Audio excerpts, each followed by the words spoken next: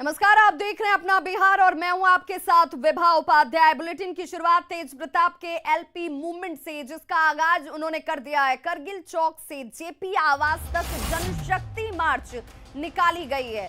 करगिल चौक से जेपी आवास तक ये जनशक्ति मार्च, जिसमें जेपी की प्रतिमा पर माल्यार्पण के बाद मार्च की शुरुआत। जेपी आवास तक ये पैदल मार्च इस वक्त चलता हुआ और पहली बार तेज प्रताप यादव के नेतृत्व में एक मार्च जो इस वक्त करगिल चौक से जेपी आवास तक, इस वक्त तस्वीरें आपके टीवी स्क्रीन पर, तेज प्रताप के एलपी मूवमेंट का आगाज हो चुका है। जेपी आवास तक ये जनशक्ति मार्च और नाम के अनुरूप ही शक्ति का प्रदर्शन करने की कोशिश के तौर पर इस एलपी मार्च को देखा जा रहा है। एलपी मार्च, जिसे लालू प्रसाद मूवमेंट का नाम तेज प्रताप यादव ने दिया है। और इस वक्त ये तस्वीर जहां पर माल्यार्पण, पुष्प अर्पित कर राजनीतिक उस यात्रा की शुरुआत, जिसमें नेतृत्व अकेले अपने दम पर तेज प्रताप यादव इस मूवमेंट का करते हुए जेपी आवास तक ये पैदल मार्च। हमारे साथ मौजूद है, बात करते हैं। तेज प्रताप जी, जनशक्ति यात्रा की आप शुरुआत कर रहे हैं। तेज प्रताप जी, जनशक्ति यात्रा की शुरुआत कर रहे हैं। जनशक्ति यात्रा कर रहे हैं। जनशक्ति यात्रा संपूर्ण क्रांति, शिक्षा, बेरोजगारी, स्वास्थ्य, भ्रष्टाचार, जिस तरीके से सरकार भ्रष्टाचार में लिप्त हो चुकी है पूरे तरीके से, और जेपी जी की आज प्रतिमा के सामने हमने प्रार्थना और इनका आशीर्वाद लेने का काम किया, श्रद्धांजलि अर्पित करने का काम किया है। यहाँ से इनका जो टोटल रेवोल्यूशन का जो था, जो इन्होंने संपूर्ण क्रांति 1974 में जो करने का जो संपूर्ण क्रांति हुआ था, इमरजेंसी लागू जो हुआ था, तो आज हम लोग एलपी मूवमेंट का शुरुआत करेंगे। और उस एलपी मूवमेंट युवाओं से क्या आह्वान होगा? युवाओं से क्या आह्वान होगा? युवाओं से क्या आह्वान होगा? बढ़ने दीजिए, फिर आगे चलिए, देखिए, ये तेज प्रताप यादव हैं। सीधे तौर पर ये बता रहे थे कि जो जिस तरह से जयप्रकाश नारायण यादव ने छात्रों के लिए, देश के लिए आंदोलन किया था, उसी तरह से उनके ही तर्ज पे, नक्शे कदम पे एलपी आंदोलन की शुरुआत कर रहे हैं। फिलहाल इस यात्रा का नाम जो है जनशक्ति यात्रा इन्होंने दिया है। कैमरा पर्सन दीपक के साथ अमित कुमार, न्यूज 18 पटना।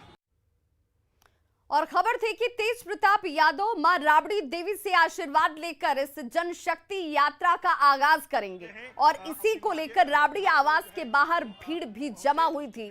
लेकिन तेज प्रताप का काफिला आवास के बाहर से गुजरा तो जरूर, लेकिन इस रफ्तार से गुजर गया कि मां तक मिलने के लिए नहीं पहुंचे, आशीर्वाद नहीं लिया गया। तस्वीरें आपके सामने, और इन तस्वीरों में आप देख सकते हैं कि कैसे तेज प्रताप यादव गाड़ी के ऊपर से लोगों का अभिवादन कर रहे हैं। लेकिन तेज प्रताप यादव ने मां राबड़ी देवी से मुलाकात नहीं की। एलपी मूवमेंट का आगाज जरूर कर दिया, लेकिन आशीर्वाद लेने के लिए मां के पास नहीं पहुंचे। संवाददाता अमित कुमार उस वक्त वहां पर मौजूद थे। चलिए उनकी रिपोर्ट ये देख लेते हैं। तेज प्रताप यादव लंबे समय के बाद अपनी मां से मिलने उनके आवास आने वाले हैं। इससे पहले तेज प्रताप यादव की जो मुलाकात है वो दिल्ली में राबड़ी देवी से हुई थी, लेकिन आज जब वो जनशक्ति यात्रा पे निकल रहे हैं तो अपनी मां से आशीर्वाद लेने के लिए तेज प्रताप अपने जो काफिला है उसके साथ यहाँ पहुंचे हैं। और देख सकते हैं कि ये तेज प्रताप यादव की जो है वो काफिला है, और तेज प्रताप यादव एक बार लंबे समय के बाद जो है अपनी मां से मिलने के लिए राबड़ी देवी का जो आवास है 10 सर्कुलर रोड, वहां वो पहुंचे हैं। और ये देखिए तेज प्रताप यादव गाड़ी में अपने लोगों का अभिवादन करते हुए यहाँ पे देखिए वो निकल चुके हैं। अपनी मां के घर वो जो है वो पहुंचे, लेकिन मां से मिले बगैर वो निकल गए हैं। देखिए तेज प्रताप यादव जो है वो निकल चुके हैं। अपने हुंकार से गलत करने वालों को थर्रा देने वाले लोकनायक जयप्रकाश नारायण की आज जयंती है। बिहार के इस लाल को उनकी जयंती पर पूरा देश नमन कर रहा है। लोकनायक जयप्रकाश नारायण की जयंती पर पीएम मोदी ने जयप्रकाश नारायण को श्रद्धांजलि दी। इस मौके पर पीएम के साथ लालकृष्ण आडवाणी भी मौजूद थे।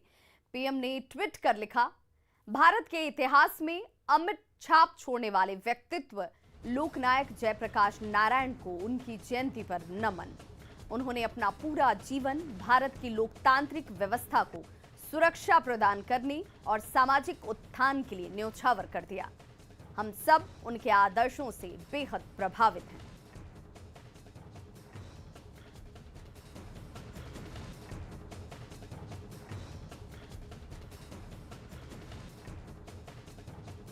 तो जयप्रकाश नारायण जयंती पर आज प्रधानमंत्री नरेंद्र मोदी की तरफ से ट्वीट, जिनमें उनके आदर्शों का जिक्र करते हुए उनके आदर्शों से हम सभी प्रभावित हैं, ट्वीट के जरिए अपनी श्रद्धांजलि अर्पित करते नजर आए प्रधानमंत्री नरेंद्र मोदी।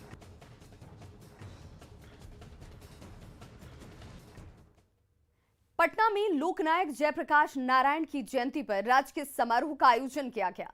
आयकर गोलंबर पर जयप्रकाश की प्रतिमा पर राज्यपाल फागू चौहान और मुख्यमंत्री नीतीश कुमार ने माल्यार्पण किया और उन्हें श्रद्धांजलि दी।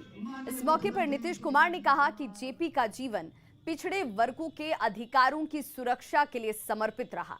उप मुख्यमंत्री तारकिशोर प्रसाद, पथ निर्माण मंत्री नितिन नवीन, राज्यसभा सांसद सुशील कुमार मोदी, पूर्व मंत्री नंद किशोर यादव और कई नेता इस राजकीय समारोह में शामिल हुए और जयप्रकाश नारायण को उनकी जयंती पर नमन किया।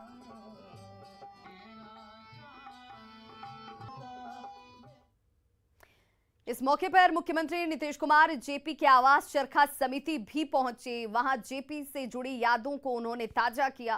सीएम नीतीश ने कहा कि जेपी के विचार और उनसे मिली सीख के आधार पर ही वो आज भी काम कर रहे हैं।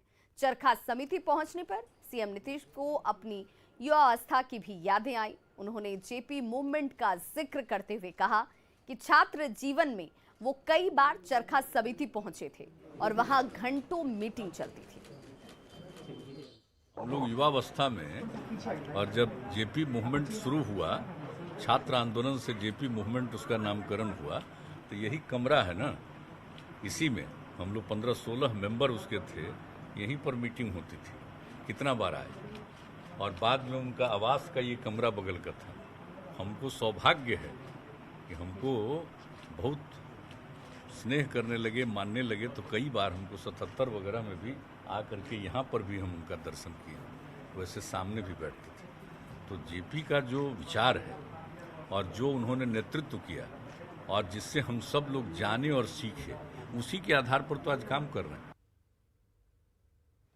लोकनायक जयप्रकाश नारायण कौन थे, इसका एक ओजपूर्ण परिचय राष्ट्रकवि रामधारी सिंह दिनकर की उन पंक्तियों से मिलता है जो उन्होंने 1946 में जेपी के जेल से रिहा होने के बाद लिखी और पटना के गांधी मैदान में जेपी के स्वागत में उमड़ी लाखों लोगों की भीड़ के सामने पढ़ी थी।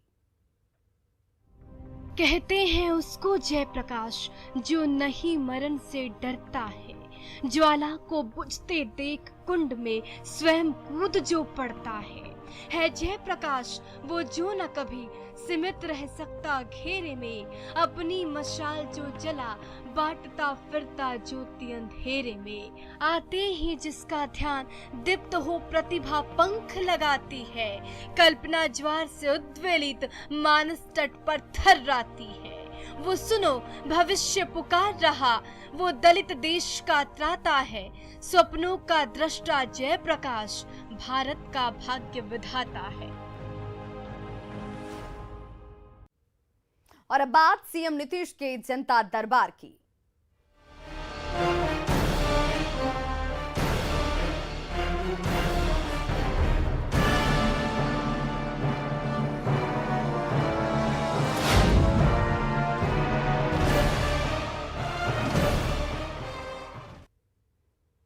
जनता दरबार में समस्तीपुर से आए छात्र ने अपनी समस्याओं को रखा। छात्र ने 2017 में मैट्रिक पास होने के बाद भी प्रोत्साहन राशि नहीं देने की शिकायत की, जिसके बाद सीएम नाराज नजर आए।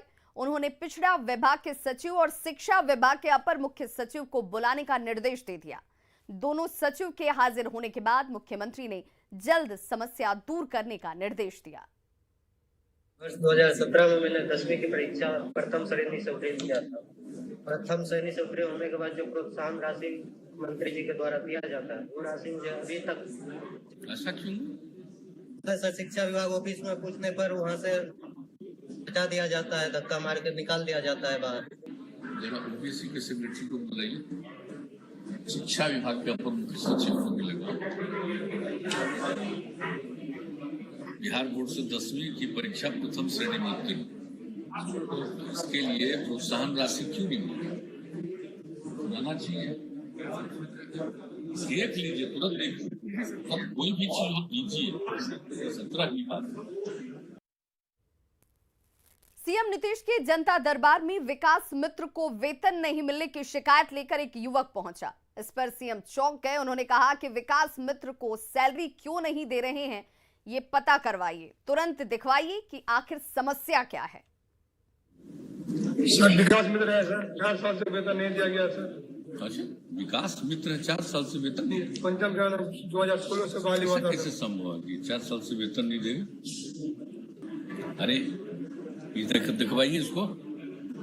विकास मित्र का 4 साल से तनख्वाह नहीं मिल रहा है, क्या है?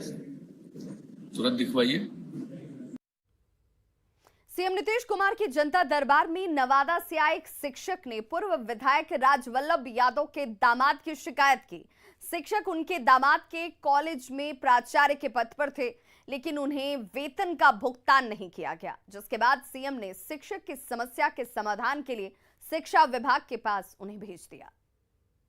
नवादा में सर पूर्व जो एमएलए हैं राजवल्लभ यादव जी, उनके दामाद हैं मुकेश जी का ये कॉलेज है जहाँ पर मेरा प्राचार्य के रूप में 25 जनवरी 2019 को नियुक्ति हुई है। लेकिन सर वहाँ पर बहुत सारी इरेगुलरिटीज है, अनियमितताएं हैं वहाँ, जिसके शॉर्टकमिंग्स को हमने बहुत सारे डिपार्टमेंट को लिखा भी है। उसमें से एक ये है सर कि अभी तक मुझे सैलरी नहीं दिया गया और हुआ था सर मेरा इसमें। ये प्राइवेट कॉलेज है? जी हाँ सर। प्राइवेट कॉलेज, तो प्राइवेट कॉलेज को तो हम लोग मदद करते हैं, देना तो नहीं को, ठीक है, इनको दीजिए शिक्षा को। और बड़ी खबर इस वक्त नालंदा से आ रही है, जहां 7 अपराधी को पुलिस ने गिरफ्तार कर लिया है। 4 पिस्टल, 6 जिंदा कारतूस की बरामदगी इनके पास से की गई है। 7 अपराधियों को पुलिस ने गिरफ्तार किया है नालंदा से, ये बड़ी खबर। इनके पास से 4 पिस्टल, 6 जिंदा कारतूस बरामद किए गए हैं। 3 बाइक और 8 मोबाइल भी जब्त की गई है। डीएसपी ने गिरफ्तारी की पुष्टि भी कर दी है। और तस्वीरें आपके सामने, 2 तस्वीरें। पहली तस्वीर में इन 7 अपराधियों को आप देख पा रहे होंगे, जिनकी गिरफ्तारी एक बड़ी कामयाबी के तौर पर देखा जा रहा है। वहीं दूसरी तस्वीर में इनके पास से बरामद हुए हथियार, मोबाइल और एटीएम कार्ड नजर आ रहे हैं। ये अपराधकर्मी पुनः मुरौरा के पास 4 लेन पे अपराध पुनः घटित करने के लिए जमा हुए थे। तत्क्षण कार्रवाई की गई पुलिस टीम के द्वारा, जिसमें कुल जो 6 अपराधकर्मी उनकी गिरफ्तारी हुई है। 3 जो लोडेड देसी पिस्तौल, 5 जिंदा गोली, घटना में प्रयुक्त एक 4 व्हीलर i20 तथा 2 अपाची एवं पल्सर मोटरसाइकिल है, कई एटीएम कार्ड है की बरामदगी हुई है। ये अपराधकर्मियों का लंबा आपराधिक इतिहास है। गहराई से इनसे हम लोग पूछताछ कर रहे हैं। अन्य जो इस घटना अपराध शैली में शामिल अपराधकर्मियों को चिन्हित किया गया है, जिनकी गिरफ्तारी हेतु पुलिस। और सहयोगी अभिषेक हमारे साथ इस वक्त ज्यादा जानकारी के साथ फोन लाइन पर जुड़ गए नालंदा से। अभिषेक, इन सभी की गिरफ्तारी के बाद क्या ये माना जाए कि इस इलाके में अब इस तरह की लूटपाट, छिनतई की घटनाओं पर लगाम लगेगी, पुलिस ने राहत की सांस ली होगी? जी बता दो कि लगातार जिले में कुछ जो छात्र हैं बिहार से में रहकर बाहर से आकर पढ़ते थे, उसे इन अपराधियों द्वारा लगातार उठाकर इनके परिजनों से फिरौती की मांग करते थे। और सबसे बड़ी बात है कि जो अब इन लोग अपहरणकर्ता है, जो सभी के सभी जो अपहृत है, उसी के मोबाइल से फिरौती की मांग करते थे ताकि कोई एविडेंस इनके पास ना रहे। लेकिन जिस तरह से जो इन लोग आपराधिक घटनाओं का अंजाम दे रहे थे, लेकिन पुलिस ने चालाकी से सभी लोगों को गिरफ्तार किया है। गिरफ्तार लोगों के पास हथियार व कारतूस के साथ साथ एटीएम भी बरामद की गई है। सबसे बड़ी बात है कि ये नालंदा के साथ साथ शेखपुरा जिले के भी रहने वाले हैं, जिसमें 3-4 लोग हैं जो शेखपुरा जिले के रहने वाले हैं। जी चलिए, बहुत बहुत शुक्रिया अभिषेक इस तमाम जानकारी के लिए।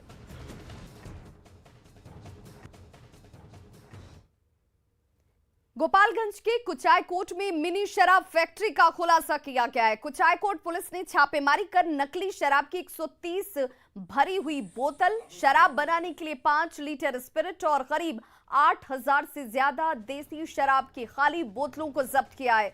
पुलिस ने मौके से एक महिला सहित 2 शराब कारोबारियों को भी गिरफ्तार किया है। पंचायत चुनाव में शराब की डिमांड बढ़ी है और इसलिए बड़े पैमाने पर देसी शराब की खेप तैयार की जा रही थी। लेकिन मौके पर पुलिस ने पहुंचकर इनके मंसूबों पर पानी फेर दिया और इन सबकी गिरफ्तारी। गुप्त सूचना मिला जिसमें हम लोग शीतलपड़ा गाँव पहुंचे। गाँव पहुंचकर वहां गए तो काफ़ी मात्रा में बंटी बबली नामक देसी शराब बनाने का सामग्री, खाली बोतल, फुल बोतल, रैपर सब अति विशेष मात्रा में मिला। उत्तर प्रदेश के लखीमपुर खीरी में हुई घटना के विरोध में आज पटना में कांग्रेस के नेता मौन धरना दे रहे हैं। संवाददाता अमित कुमार की ये रिपोर्ट देखिए। लखीमपुर में हुई घटना के विरोध में आज पटना में कांग्रेस शांतिपूर्ण तरीके से धरना प्रदर्शन कर रही है और इसमें देख सकते हैं कि यहाँ पे साफ तौर पे लिखा है इन्होंने कि लखीमपुर खीरी हिंसा के पीड़ितों को न्याय दिलाने के लिए जो है मौन व्रत रखा गया है, जिसमें आप देख रहे हैं कि यहाँ पे पूर्व केंद्रीय मंत्री जो हैं शकील अहमद भी हैं, उसके अलावा कांग्रेस के प्रदेश अध्यक्ष मदन मोहन झा हैं, अजीत शर्मा हैं, उसके अलावा बात करें प्रेमचंद मिश्रा हैं, असित तिवारी हैं, आशीष हैं, इधर राजेश राठौर की बात करें तो सभी जो कांग्रेस के जो नेता हैं, कद्दावर नेता, वो यहाँ पे धरना प्रदर्शन पे बैठे हैं और ये मौन जो है वो धरना है। और हालांकि मीडिया से बात नहीं कर रहे हैं, लेकिन आपको हम दिखाना चाहेंगे कि ये देखिए ये पंपलेट है और इसमें इन तमाम बातों का उल्लेख इन्होंने किया है कि 3 अक्टूबर 2021 को लखीमपुर खीरी में बीजेपी नेता के काफिले ने शांतिपूर्ण प्रदर्शनकारी किसानों के ऊपर जो है बर्बरतापूर्ण तरीके से गाड़ियां चढ़ा दी, जिसमें 3 निर्दोष किसानों और एक टीवी पत्रकार की मौत हो गई है, जिसके विरोध में ये लोग यहाँ पे धरना प्रदर्शन कर रहे हैं। पूरी तस्वीर अपने हाथों में इन्होंने ले रखा है। तो हालांकि ये मौन व्रत है, लेकिन मीडिया से अगर ये बात करना चाहते हैं तो मैं बात करने की कोशिश करता हूँ। शकील साहब, ये विरोध प्रदर्शन कब तक जारी रहेगा? देखिए, इशारों में ये कह रहे हैं कि मौन ये धरना प्रदर्शन है तो मौन ही रहना है, लोकतंत्र की हत्या ये बंद करने के ये जो है पंपलेट अपने हाथों में ले रखे हैं और सीधे तौर पे जो है कहे तो ये शांतिपूर्ण तरीके से मौन रखते हुए विरोध प्रदर्शन कांग्रेस के नेताओं की तरफ से किया जा रहा है। बहरहाल देखना होगा कि इनके इस विरोध प्रदर्शन का क्या असर जो है वो यूपी सरकार पे होती है, क्योंकि ये लोग लगातार मांग कर रहे हैं कि जिसने इस घटना को अंजाम दिया है, वर्तापूर्ण जो है कृत्य किया है, उसके खिलाफ कड़ी कार्रवाई होनी चाहिए। कैमरा पर्सन दीपक के साथ अमित कुमार, न्यूज 18 पटना। बिहार के वाल्मीकि टाइगर रिजर्व की खुली वादियां और प्रकृति का सौंदर्य देखने की पर्यटकों की हसरत 15 अक्टूबर से पूरी होगी। जी हां, 15 अक्टूबर से वाल्मीकि टाइगर रिजर्व की इको टूरिज्म सेवा को सैलानियों के लिए खोल दिया गया है। इसके लिए युद्ध स्तर पर तैयारी की जा रही है। वाल्मीकि नगर में जंगल कैंप का जायजा लिया संवाददाता मुन्ना राज ने। प्रकृति के खूबसूरत वादियों को समेटे बिहार के इकलौते वाल्मीकि टाइगर रिजर्व घूमने की आप हसरत पाल कर रखे हैं, तो अब आपकी हसरत बहुत जल्द पूरी हो जाएगी।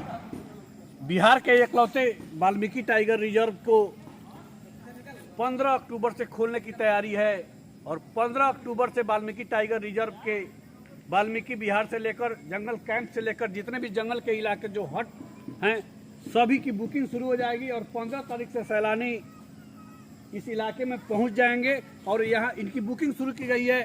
और फिलहाल हम तस्वीरें दिखा रहे हैं पूरे वाल्मीकि नगर जंगल कैंप और वाल्मीकि बिहार को सजाया संवारा जा रहा है और वाल्मीकि नगर के जितने भी हट हैं उनके नए रूप दिए जा रहे हैं। रख रखाव के लिए युद्ध स्तर पर प्रयास किए जा रहे हैं और वन विभाग ने जो जानकारी दी है उसके हिसाब से 15 अक्टूबर को वाल्मीकि टाइगर रिजर्व सैलानियों के लिए खोल दिए जाएंगे। और इस बार की खूबसूरती कुछ और है कि बीते 22 अक्टूबर के बाद वन विभाग तमाम पैकेज पटना और मुजफ्फरपुर जैसे शहरों से वाल्मीकि रिजर्व तक पहुंचाने के लिए दे रहा है कि सभी जंगल कैंप और हट बुकिंग शुरू कर दिए जाएंगे। मुन्ना राज, न्यूज 18, वाल्मीकि टाइगर रिजर्व। और इस वक्त बड़ी खबर हाईकोर्ट जजों के ट्रांसफर से जुड़ी हुई सामने आ रही है। कई हाईकोर्ट जजों का ट्रांसफर कर दिया गया है। सीजेआई एनवी रमन्ना ने कई हाईकोर्ट जजों का ट्रांसफर किया है, जिसमें जस्टिस रंजन गुप्ता पंजाब हरियाणा हाईकोर्ट से अब पटना हाईकोर्ट ट्रांसफर कर दिए गए हैं। Justice PV Bhajantri Karnataka high court से पटना हाईकोर्ट ट्रांसफर कर दिए गए हैं।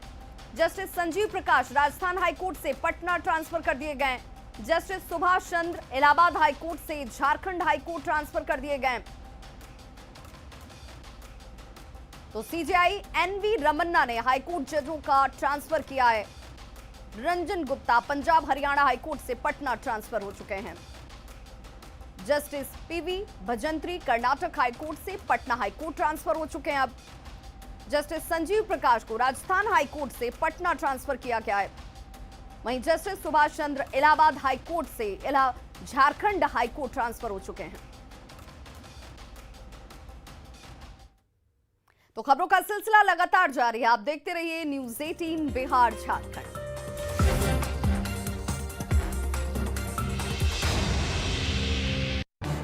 इस न्यूज हेडलाइंस के प्रायोजक पेट सफा